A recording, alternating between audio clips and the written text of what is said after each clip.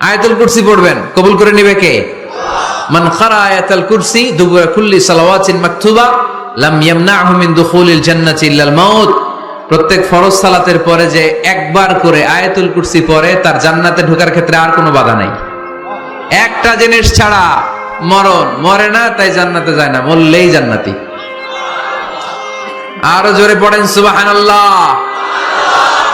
এরপর আল্লাহর হাবিব বললেন, বৃষ্টির নিচে দাঁড়িয়ে দোয়া করো। বৃষ্টি যখন পড়ে, বৃষ্টির নিচে দাঁড়িয়ে আপনি দোয়া করবেন, দোয়া কবুল করবে কে?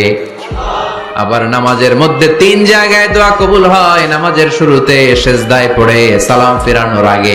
আমরা নামাজ শুরু করি সানা দিয়ে, তাই না? সুবহানাকাল্লাহুম্মা বিহামদিকা, এটা পড়ি না?